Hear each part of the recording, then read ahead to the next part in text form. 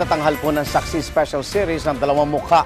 Bago ang midterm SONA ng Pangulong Aquino, bubusisiin natin kung bakit sa kabila ng gumagandang lagay ng ilang public school sa bansa, marami pa ring paaralan ang tila na pag-iiwanan.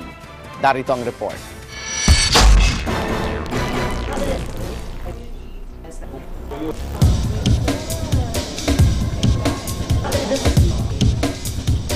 Click na click para sa mga estudyante ng Parañaque National High School ang pagka-high-tech nito.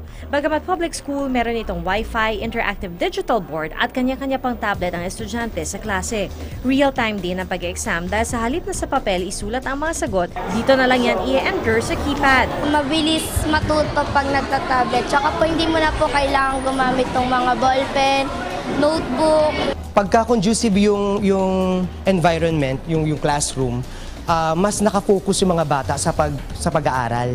11 na ang interactive classroom na naipatayo ng paaralan sa ilalim ng computerization program ng Department of Education. Kapag may access, for example, ang ating mga anak sa internet, mas mabilis silang nakakuha ng kaalaman.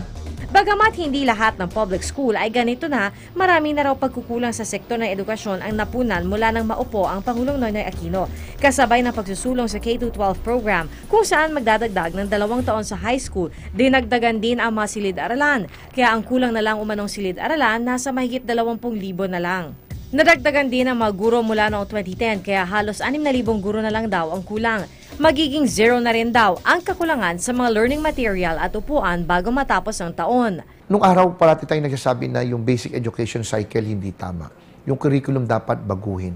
Nakuha natin ito. So pwede mong sabihin kung yan ang gagawin nating barometro, ay nasa 100% tayo. Ngayong taon ay kasama na rin sa curriculum ng ilang eskwelahan ang katutubong kultura at lengguwahe ng mga katutubo. May ipinatutupad na rin child protection policy laban sa bullying sa eskwelahan at maging sa cyberspace.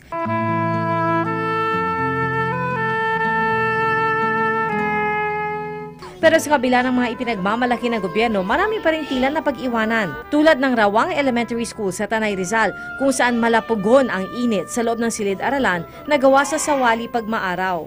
Baha at putik naman ang problema kung umulan. Ang pangarap ko dito hindi, katulad din ng mga nakikita natin eskwelahan sa bayan, kumbaga sa ay conducive for learning. Ito talaga makikita mo, hindi naman conducive eh. Pero higit sa kulang na gamit, kalbaryo ang maglakbay papunta rito para sa 4 sa 10 estudyante na paaralan.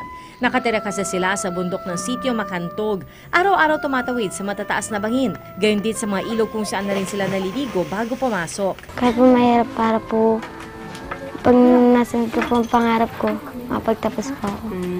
Mahirap po kasi daan sa Makantog. Tsaka po, malayo po, umuulan po. Mabaha. Kapag yung panahon na maulan, kahit walang bagyo at nakita nila na medyo delikado sa mga anak nila, lalo na yung maliliit, so syempre absent sila. Malapit pa nga sa lagay na ito ang elementary school kung ikukumpara sa pinakamalapit na high school.